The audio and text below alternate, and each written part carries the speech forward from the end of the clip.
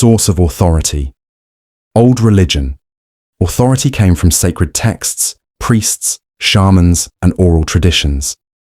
Belief systems were rooted in mythological storytelling, supernatural claims, and divine revelations that could not be questioned.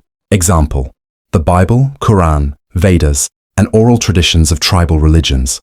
New religion. Authority is shifting toward reason, personal spirituality, and scientific validation. People are less likely to take leaders' words as absolute truth. Surveys, Pew Research 2023, show a rise in nones, atheist, agnostic, or spiritual but not religious, who reject blind faith and prefer evidence-based thinking. Hafa 2. Role of fear versus freedom. Old religion. Fear was the dominant control mechanism. Fear of hell, curses, witchcraft, or divine punishment. Obedience was demanded, often under threats of eternal suffering. New religion. Modern spiritual movements emphasize personal freedom, inner peace, and psychological well-being. Practices like meditation, mindfulness, or even modern Christianity emphasize love, forgiveness, and mental health instead of just punishment. 3. View of the universe. Old religion. The universe was believed to be small, earth-centered, and only thousands of years old. Religions placed humans at the center of creation. Example: Genesis claims the world was made in 6 days about 6,000 years ago. New religion. Science-informed spirituality accepts a 13.8 billion-year-old universe, heliocentric solar system, and evolution. Even many religious groups now accept scientific cosmology, but reinterpret creation stories symbolically, rather than literally. 4. Inclusivity versus exclusivity. Old religion. Exclusivity dominated. Belonging to the right tribe, nation, or faith determined salvation. Our God versus their God thinking created wars and divisions, crusades, jihads, witch hunts. New religion. More inclusive. Modern spirituality often borrows from multiple traditions: Buddhism, Christianity, Hindu meditation, science of psychology. People mix yoga with church, or mindfulness with Islam. Surveys show interfaith marriages and blended practices are at an all-time high. 5. Gender and power roles. Old religion. Patriarchy was the norm. Men dominated as priests, imams, prophets, and gods were overwhelmingly male. Women were often suppressed. No leadership roles, blamed as sinful, forced into submissive roles.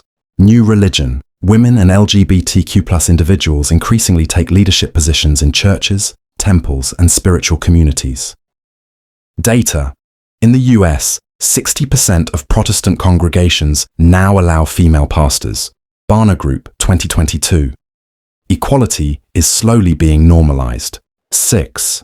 Focus on afterlife versus present life. Old religion. Main concern was what happens after death: heaven, hell, reincarnation. The present life was often seen as a test or suffering ground. This gave rulers and clergy power to manipulate followers with promises of paradise. New religion. Strong focus on living well now. Mindfulness, positive psychology, wellness movements, and modern interpretations of Christianity and Buddhism stress mental health, relationships, and societal progress, rather than just afterlife rewards. 7. Economic model. Old religion. Religion was deeply tied to wealth, land ownership, and tribute. Temples and churches accumulated massive wealth. The Catholic Church is still one of the wealthiest institutions on earth. Believers were forced to tithe or give sacrifices. New religion. While megachurches still exist, many spiritual communities function on donations, digital apps, or voluntary contributions. Crowdfunding, online sermons, and self-published spiritual books dominate instead of forced taxation. 8. Conflict with science. Old religion. Science was seen as a threat. Galileo was persecuted for heliocentrism. Darwin's evolution faced strong opposition, and disease was blamed on demons instead of germs. New religion. Many modern believers integrate science into faith, accepting medicine, psychology, and space exploration. Theistic evolution, belief God used evolution, is one example. Spiritual movements often embrace neuroscience studies on meditation. 9. Community structure. Old religion. Gatherings were physical. Temples, shrines, cathedrals, mosques. Community identity was built on ritual, festivals, and collective obedience. New religion. Digital communities now thrive. Online sermons, meditation apps, virtual prayer groups, TikTok spirituality. Data. Over 60% of Gen Z spiritual discussions happen online. Springtide Research 2022. Religion is less about geography and more about digital networking. 10. Purpose of religion. Old religion. The main purpose was control, maintain order, explain the unknown, justify rulers' power, and preserve tradition. Religion functioned as an early form of government and science substitute. New religion. The purpose has shifted toward personal growth, psychology, and existential meaning. People use modern faith or spirituality to manage stress, seek identity, heal trauma, and build communities without rigid dogma. Old religion was built on fear, control, and authority, shaped by ignorance of the natural world and strict social hierarchies. New religion is shaped by science, psychology, inclusivity, and personal freedom, with people choosing spiritual practices that fit their mental and emotional needs rather than following traditions blindly. Data from Pew Research, Barna, and Springtide confirms the trend. Traditional religion is declining worldwide, while personal spirituality, atheism, and non-religious communities are rapidly growing, especially among younger generations. Why we don't need old religion anymore. Old religion was born in a time when humans didn't have science, psychology, or technology to explain the world. It was a survival tool, not a truth system. Ancient people looked at thunder, eclipses, diseases, and death, and without knowledge, they invented gods, spirits, and myths to fill the gaps. These stories gave order to chaotic lives, but they also came with fear, control, and manipulation. Religion was the first form of law, medicine, astronomy, and politics. Yet today, we have actual law, real medicine, proven science, and functioning governments that don't require divine approval. We no longer need old religion because the very functions it served are outdated. Where religion once explained natural disasters as punishments from gods, we now know about tectonic plates, weather systems, and climate change. Where religion claimed sickness was caused by demons or sin, modern medicine identifies viruses, bacteria, genetics, and mental health conditions, and actually cures them. Where religion tried to give moral codes through commandments and holy books, we now have ethics, human rights, and psychology that explain morality as a product of empathy, evolution, and social cooperation, not fear of eternal torture.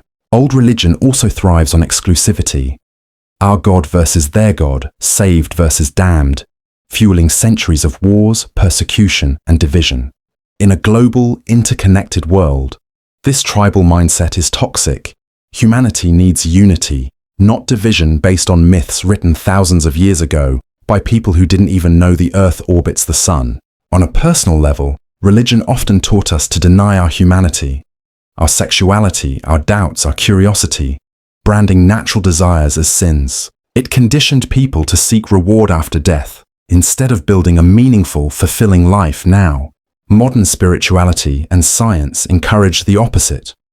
To live fully, to improve mental health, to grow as individuals, and to build societies that thrive on reason, compassion, and knowledge. We don't need old religion because the problems it claimed to solve, fear of death, need for morality, explanation of the unknown, are now addressed in more accurate and effective ways. Science explains our origins, psychology helps us face death and anxiety, philosophy teaches us meaning, and human cooperation builds ethics. Old religion is like an outdated operating system.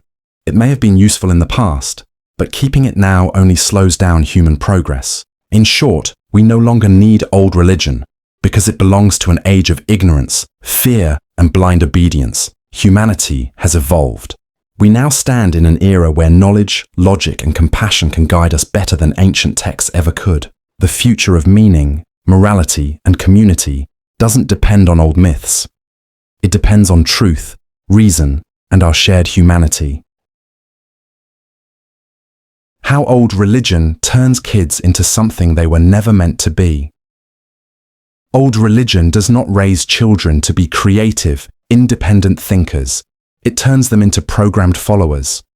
From a young age, kids are told what to believe before they even learn how to think. Instead of being encouraged to explore, question, and imagine freely, they are taught that curiosity is dangerous, that doubt is sinful, and that blind obedience is a virtue. This conditioning doesn't make children smarter. It turns them into repeaters of tradition, unable to challenge authority or ask, why? When a child is told that the world was created in 6 days, or that all morality comes from an invisible being watching their every move, their natural curiosity is redirected away from discovery and toward fear. Instead of asking how things work, they are forced to accept who supposedly made them. This doesn't produce creativity, it suppresses it. Creativity thrives on experimentation, mistakes, and exploration, but religion often punishes those exact behaviors. Psychological studies show that children raised in highly religious environments are more likely to adopt rigid thinking patterns and less likely to engage in abstract or critical reasoning. In contrast, children encouraged to ask questions and explore multiple viewpoints develop higher problem-solving skills and more flexible intelligence. Old religion, however, turns kids into conformists, people who accept authority without evidence. That might make obedient followers, but it doesn't make inventors, scientists, or visionaries. Instead of turning kids into smart problem solvers, old religion often turns them into guilt-driven adults who second-guess themselves, fear punishment, and struggle with autonomy. But when that is crushed under centuries-old doctrines, they don't grow into what they could be. Old religion doesn't turn children into leaders, thinkers, or creators. It turns them into servants of ideas they never chose.